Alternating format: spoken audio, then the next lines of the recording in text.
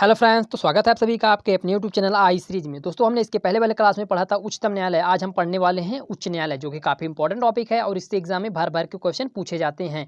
दोस्तों, आज तक आपके एग्जाम में जितना भी हाई कोर्ट से क्वेश्चन पूछा गया है, आज हम उन सभी को करने वाले हैं। अगर आप वीडियो को एंड तक देख लेते हैं, आपको एग्जाम में बहुत ही हेल्प हो जाएगी। तो चलिए बिना देरी के हम आज का अपना क्वेश्चन पर कौन है राज्यों की न्यायिक प्रणाली में सबसे शीर्ष पर कौन है? तो इसका राइट आंसर जाता है ऑप्शन नंबर बी के साथ उच्च न्यायालय, जो हमारा राज्यों की न्यायिक प्रणाली में सबसे शीर्ष पर है।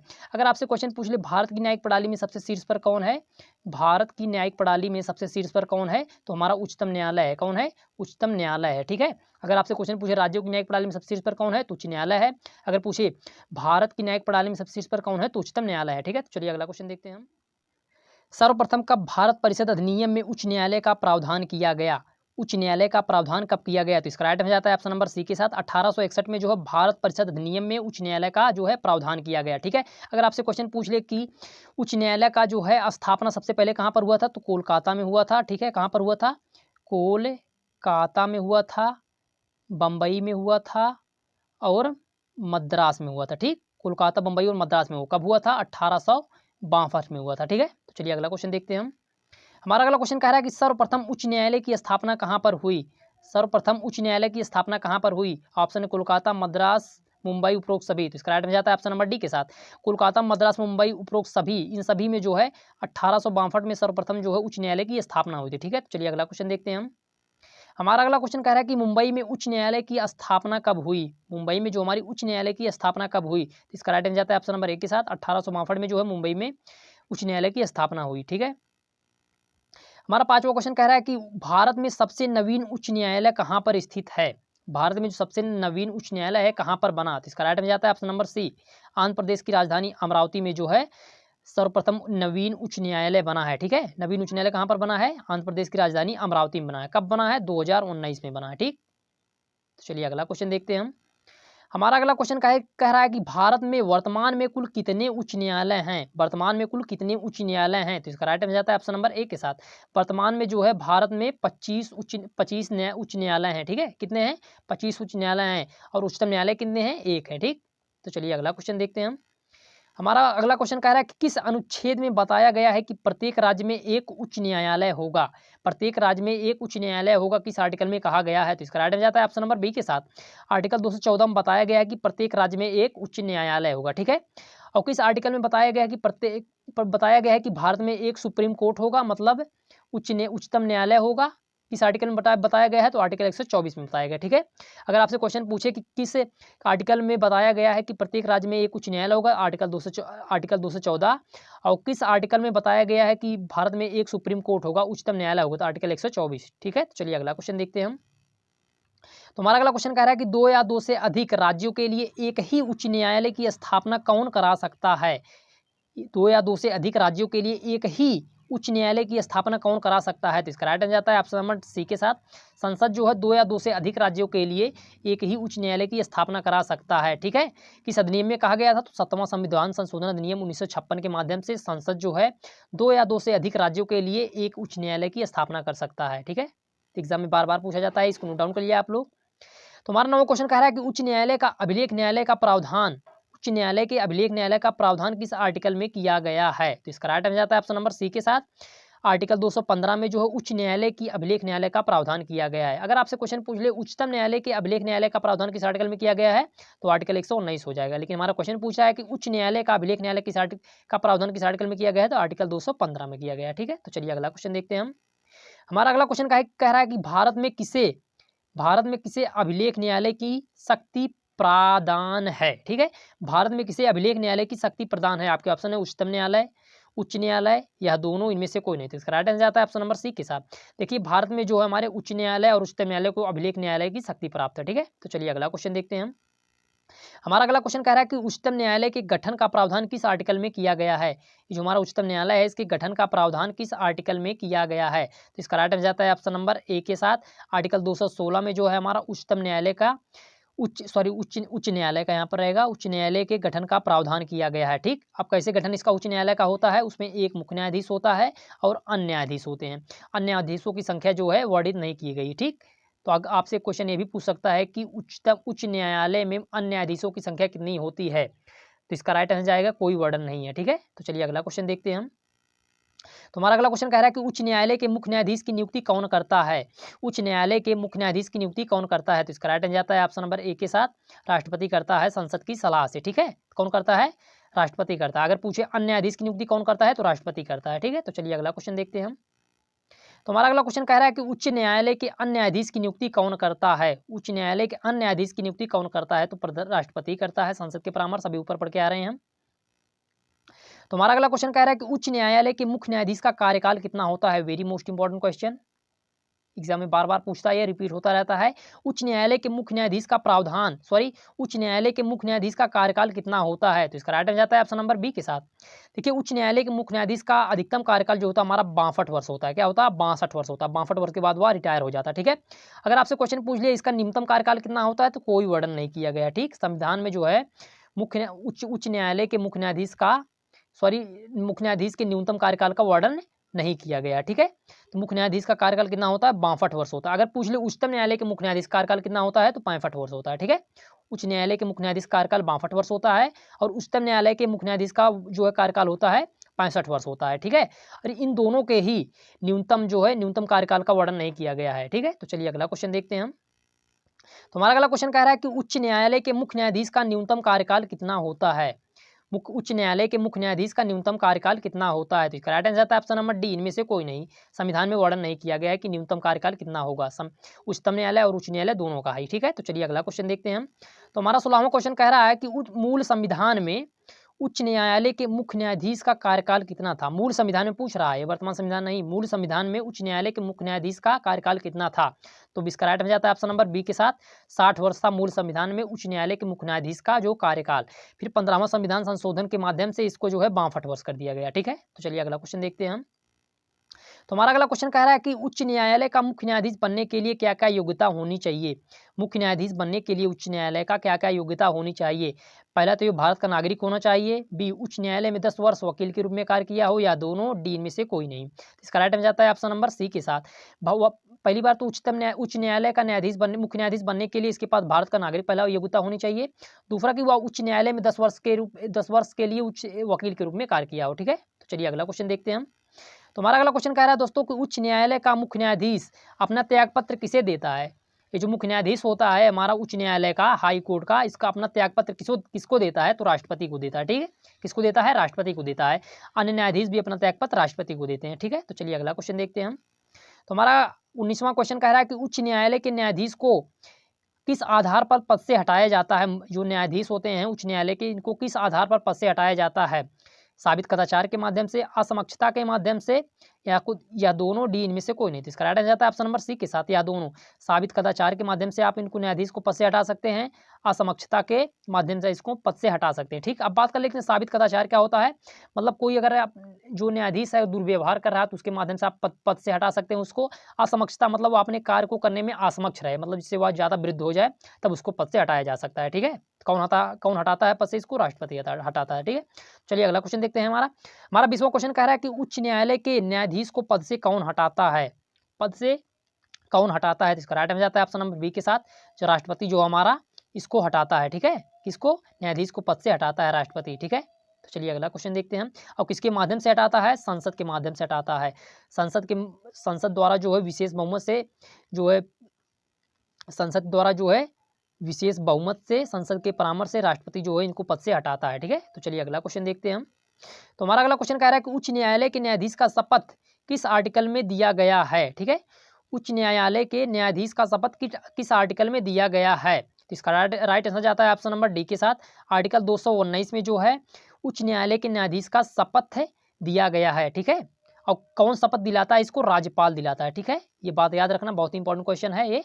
ठीक, उच्च न्यायालय के मुख्य न्यायाधीश को शपथ कौन दिलाता है, राज्यपाल दिलाता है। किस आर्टिकल में, आर्टिकल 219 में। ठीक है, तो चलिए अगला क्वेश्चन देखते हैं हम।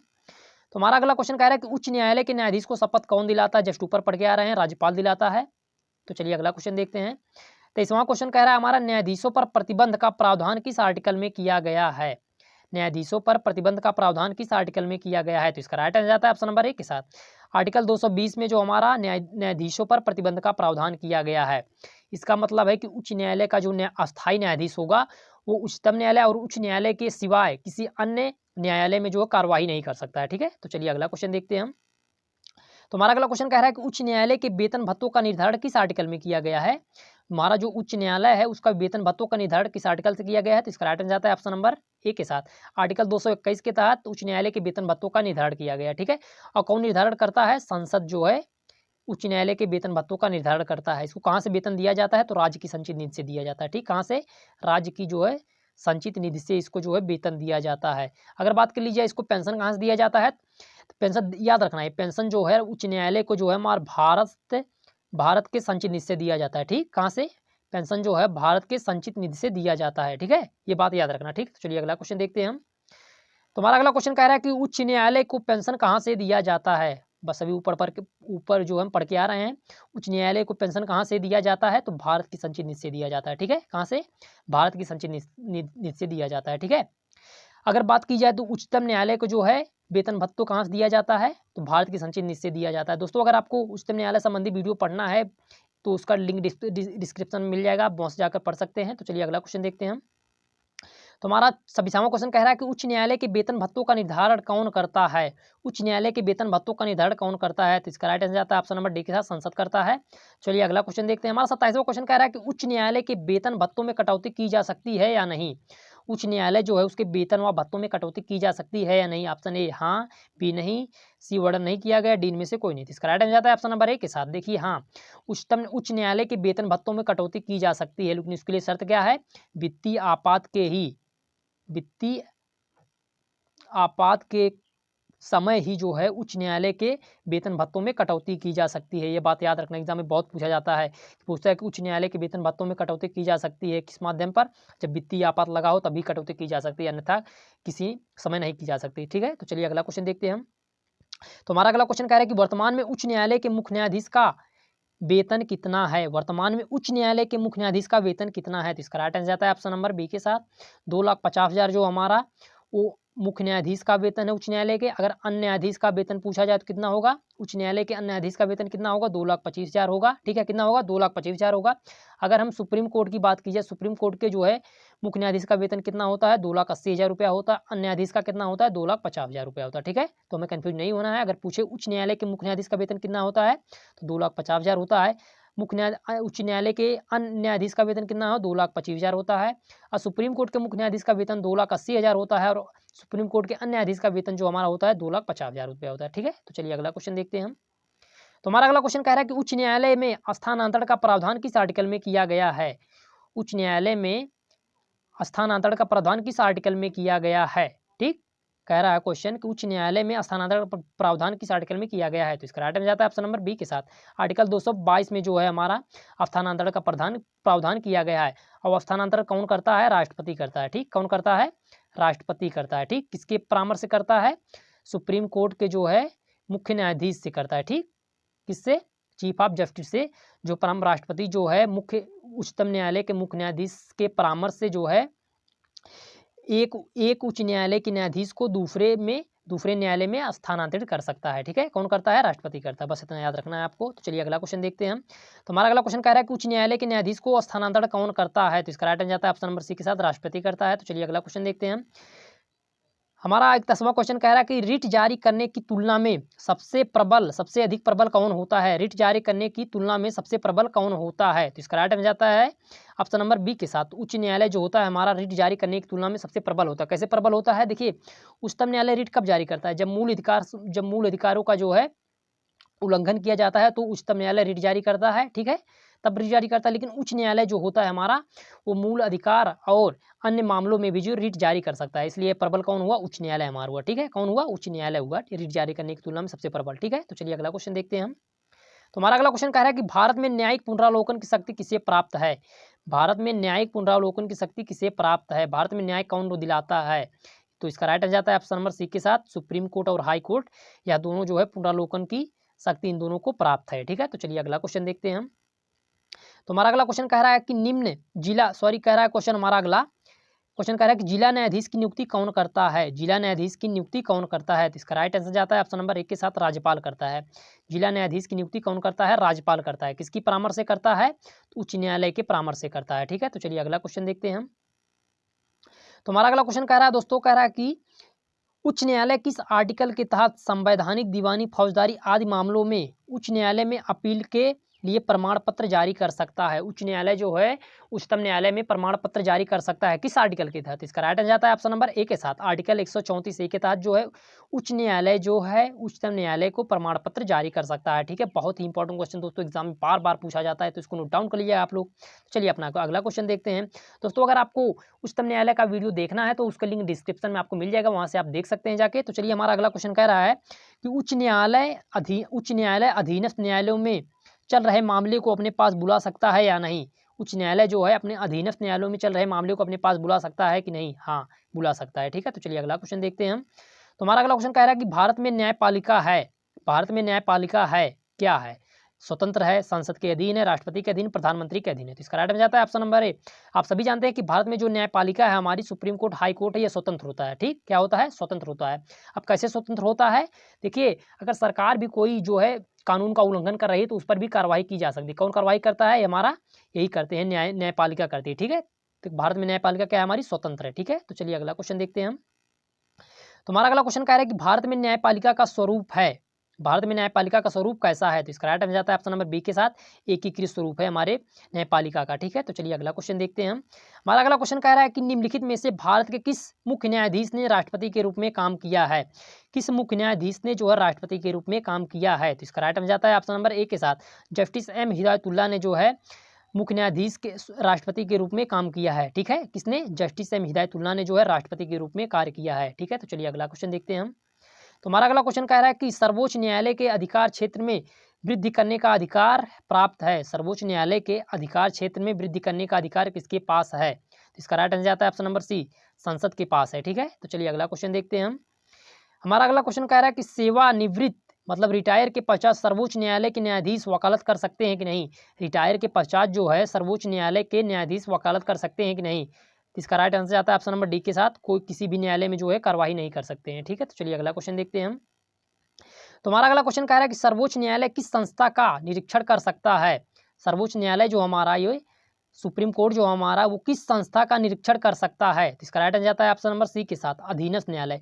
सुप्रीम कोर्ट जो अपने अधीनस्थ न्यायालय का जो है निरीक्षण कर सकता है। ठीक है, तो चलिए अगला क्वेश्चन देखते हैं हम। तो हमारा 42वां क्वेश्चन कह रहा है कि सर्वोच्च न्यायालय के न्यायिक कामकाज करने के लिए भाषा का प्रयोग किया जाता है। सर्वोच्च न्यायालय में, सुप्रीम कोर्ट में जो न्यायिक कामकाज करने के लिए किस भाषा का प्रयोग किया जाता है? बहुत इंपॉर्टेंट क्वेश्चन है, इसमें बहुत लोग कंफ्यूज हो जाते हैं। लोग कहेंगे इसमें आधी मतलब 90% लोग जो है इस पर जो है हिंदी टिक लगाएंगे, जो कि गलत होगा। तो इसका राइट आंसर जाता है ऑप्शन नंबर बी के साथ। देखिए, जो सर्वोच्च न्यायालय की जो न्यायिक कामकाज होता है वो अंग्रेजी भाषा में होता है। किस भाषा में होता है? अंग्रेजी भाषा में होता है। ठीक है, बहुत से लोग इसमें ए व बी दोनों टिक लगाएंगे, लेकिन जो गलत होगा, इसका राइट आंसर क्या है? अंग्रेजी है। ठीक है, तो चलिए अगला क्वेश्चन देखते हैं हम। हमारा अगला क्वेश्चन क्या है कि भारत में न्यायिक पुनरीक्षण की शक्ति का प्रयोग किसके द्वारा किया जाता है? भारत में जो है न्यायिक पुनरीक्षण की शक्ति का प्रयोग किसके द्वारा किया जाता है? हम बात कर लेते हैं पुनरीक्षण क्या होता है। अपने द्वारा बनाए गए कानून में संशोधन करना ही पुनरीक्षण कहलाता है। ठीक है, तो न्यायिक पुनरीक्षण की शक्ति का प्रयोग किसके पास प्राप्त है? तो केवल सुप्रीम कोर्ट के प्राप्त है। ठीक, केवल सुप्रीम कोर्ट के पास ही है। ठीक, तो चलिए अगला क्वेश्चन। तो हमारा अगला क्वेश्चन कह रहा है कि उच्चतम न्यायालय के न्यायिक पुनरीक्षण कार्य का अर्थ क्या है? न्यायिक पुनरीक्षण कार्य का अर्थ क्या है? तो इसका राइट आंसर जाता है ऑप्शन नंबर सी के साथ, कानूनों की संवैधानिक वैधता का पुनरीक्षण करना ही न्यायिक पुनरीक्षण कहलाता है। ठीक है, तो चलिए अगला क्वेश्चन देखते हैं हम। हमारा अगला क्वेश्चन कह रहा है कि न्यायिक पुनर्विलोकन की व्यवस्था है, न्यायिक पुनर्विलोकन की व्यवस्था है क्या है? केवल भारत में है, केवल यूएसए में है, भारत और यूएसए दोनों में है, केवल यूके में है? तो इसका राइट आंसर आता है ऑप्शन नंबर सी के साथ, भारत और यूएसए दोनों में पुनर्विलोकन की व्यवस्था है। पुनर्विलोकन व्यवस्था होती क्या है? देखिए, राज्यों की जो है कानून को अवैध घोषित करना ही पुनर्विलोकन कहलाता है। ठीक, क्या कहलाता है? पुनर्विलोकन कहलाता है। ठीक, और कहाँ का पुनर्विलोकन है? भारत और यूएसए दोनों में है। ठीक है, तो चलिए अगला क्वेश्चन देखते हैं हम। दोस्तों, यहाँ तक हमने हाई कोर्ट से जितना भी क्वेश्चन बन सकता था एग्जाम में, जितना आपका क्वेश्चन आया था उसको हमने समाप्त कर लिया। कुछ क्वेश्चन हम सुप्रीम कोर्ट से। तो हमारा अगला क्वेश्चन कह रहा है कि उच्चतम न्यायालय द्वारा परमादेश जारी किया जाता है। इसका राइट आंसर आता है ऑप्शन नंबर ए के साथ। देखिए, उच्चतम न्यायालय जो है परमादेश जारी कब करता है? किसी अधिकारी को जो है सरकारी आदेश देने के लिए जो है उच्चतम न्यायालय परमादेश का प्रयोग करता है। ठीक है, तो चलिए आप अपने अगले क्वेश्चन के पास चलते हैं। हमारा अगला क्वेश्चन दोस्तों कह रहा है कि सर्वोच्च न्यायालय मतलब सुप्रीम कोर्ट या उच्चतम न्यायालय सब एक ही होते हैं। सर्वोच्च न्यायालय कहें या सुप्रीम कोर्ट कहें या जो है उच्चतम न्यायालय कहें। ठीक है, तो सर्वोच्च न्यायालय के प्रथम मुख्य न्यायाधीश कौन है? ठीक, सर्वोच्च न्यायालय के प्रथम मुख्य न्यायाधीश कौन है? तो इसका राइट आंसर जाता है ऑप्शन नंबर डी, हीरालाल जी कानिया, जो हमारे सर्वोच्च न्यायालय के प्रथम न्यायाधीश हैं, प्रथम मुख्य न्यायाधीश हैं। ठीक है, तो चलिए अपना अगला क्वेश्चन देखते हैं हम। तुम्हारा अगला क्वेश्चन कह रहा है कि सर्वोच्च न्यायालय के मुख्य न्यायाधीश के पद पर सबसे लंबी अवधि तक कौन पदस्थ रहा है? सबसे लंबे समय तक कौन रहा है? सर्वोच्च न्यायालय के मुख्य न्यायाधीश के पद पर सबसे लंबे समय तक कौन रहा है? तो इसका राइट आंसर जाता है option number B, Y Chandrachud ने जो है सबसे अधिक समय तक जो है मुख्य न्यायाधीश के पद पर रहे हैं। ठीक है, तो चलिए अपना अगला क्वेश्चन देखते हैं। तुम्हारा अगला क्वेश्चन कह रहा है कि सर्वोच्च न्यायालय के मुख्य न्यायाधीश के पद पर सबसे कम समय तक कौन रसीम रहा है? सर्वोच्च न्यायालय के मुख्य न्यायाधीश के पद पर सबसे कम समय तक कौन रहा है? तो इसका राइट आंसर आता है ऑप्शन नंबर सी के साथ, कमल नारायण सिंह जो है सुप्रीम कोर्ट के मुख्य न्यायाधीश के पद पर सबसे कम समय तक रहे हैं। ठीक है, तो चलिए अपना अगला क्वेश्चन देखते हैं।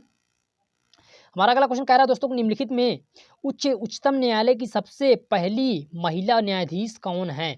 उच्चतम न्यायालय की सबसे पहली महिला न्यायाधीश कौन है? तो इसका राइट में जाता है ऑप्शन नंबर सी के साथ, फातिमा बीबी, जो हमारी उच्चतम न्यायालय की पहली महिला न्यायाधीश है। ठीक है, तो चलिए अपना अगला क्वेश्चन देखते हैं हम। हमारा अगला क्वेश्चन कह रहा है कि संविधान की व्याख्या अंतिम रूप से कौन कर सकता है? संविधान की व्याख्या जो अंतिम रूप से कौन कर सकता है? तो इसका राइट में जाता है ऑप्शन नंबर ए के साथ, सर्वोच्च न्यायालय जो हमारा संविधान की अंतिम रूप से व्याख्या कर सकता है। तो चलिए अगला क्वेश्चन देखते हैं हम।